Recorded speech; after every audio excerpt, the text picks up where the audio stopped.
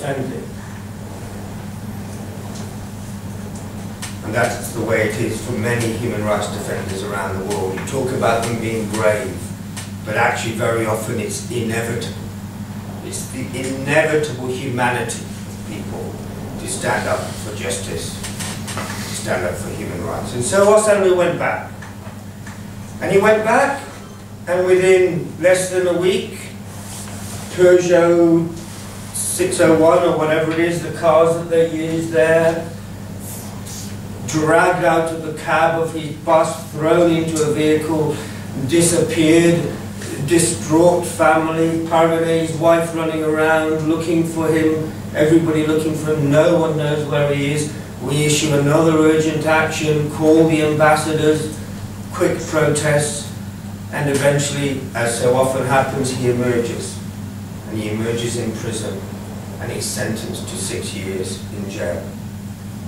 At that time, we decided to make Osanlu's case, but not just his, but the case of the whole Shekati-Vahed Union, a long-term priority case. And I said to you, we only choose a few of these, because we have not the resource.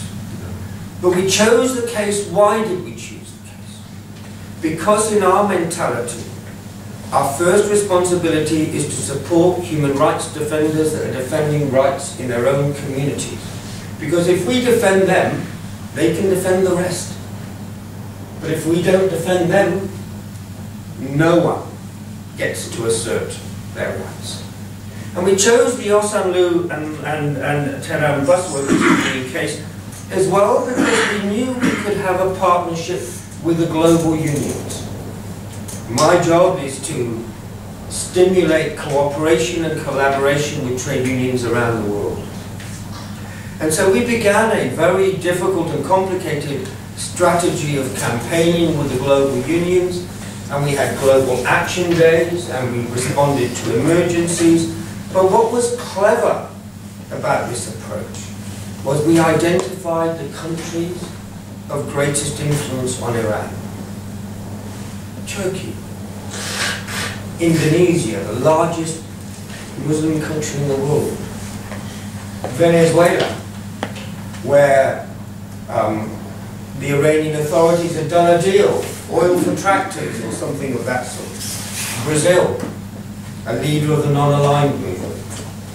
And we focused our work as amnesty sections and as trade unions, transport trade unions, on those countries, to influence those countries, to annoy the authorities, to make sure that the ambassador would say to the other ambassador, hang on, what are you doing about Osanlu and the bus workers? And all this attention and all this attention.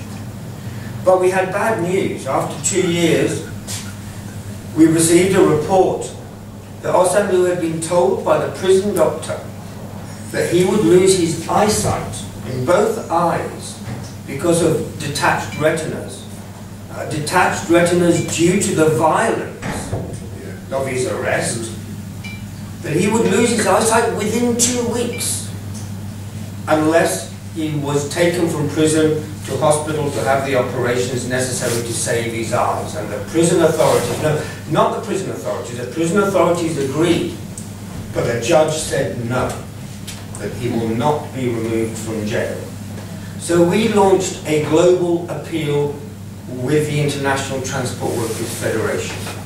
And I have to say to you, that was the largest and deepest appeal in the history of Amnesty International UK. Largest and deepest. We had 15,000 people protest over 5 days. That's more than one appeal every minute, night and day, day after day, for 5 days. And we closed that appeal down after 5 days. When we received news, without any precedent at all, and you can speak to Drury who will confirm this, without any precedent at all, the judge had changed his mind. He was taken from the hospital, from the prison to the hospital, and given the operation that was needed to save his eyesight. So that's one example of what we can achieve together. It's not what we want, it's not an end to the regime. That's your responsibility. You're the politicians in the world. We're not the politicians. It's not a universal peace and justice, but it is a step at least to protect, at least to advance, at least to expose, at least to condemn, at least to energize and mobilize. We have school children in schools in London that have painted and drawn cards for Reza Shahabi, Rasul Badagi, and for the other trade unionists that are in prison. Those children, they understand now what justice means and how important it is. So of course Osanlu is free, but our work continues. And there are two priority cases in labour rights in Iran at the moment. And I emphasise, we understand there are many others.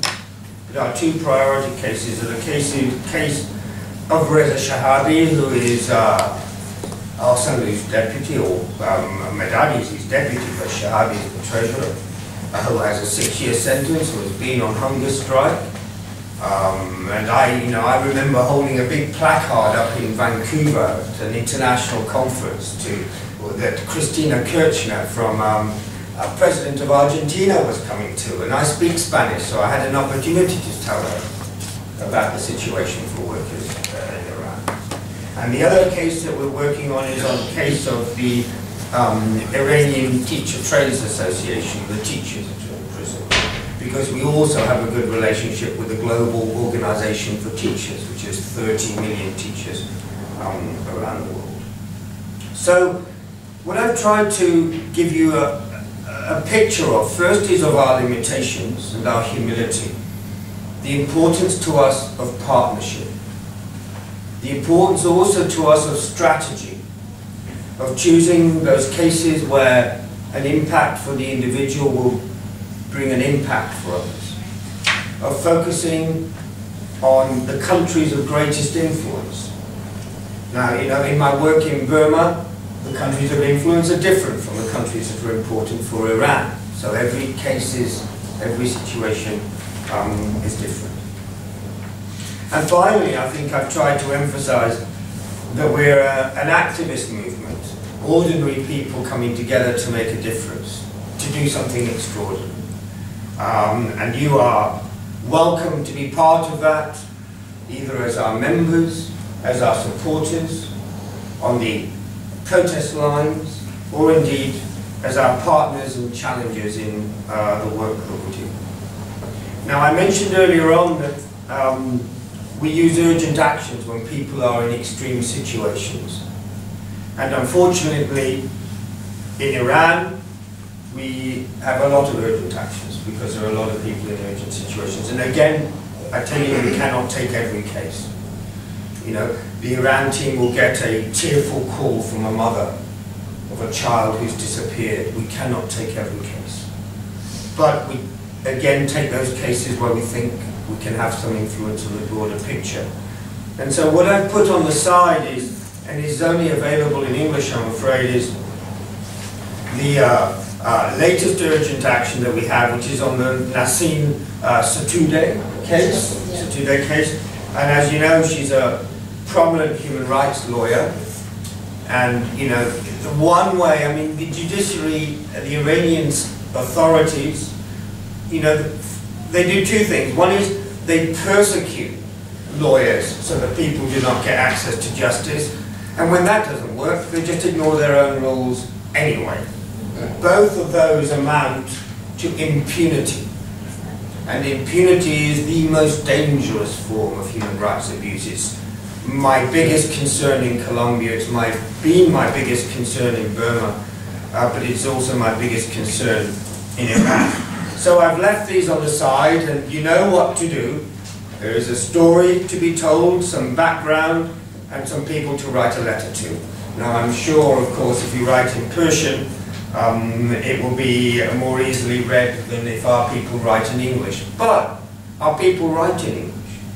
And we have made a promise to every individual that we take an urgent action from, that they will be in appeal, or several appeals, or sometimes hundreds of appeals, from every single country in which amnesty is present.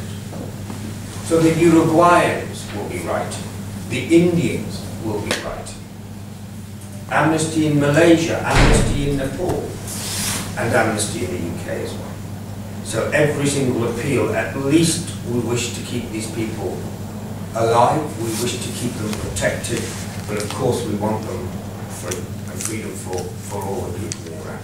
So thank you very much for listening to me. I'm much more interested in your opinions than I am in mine.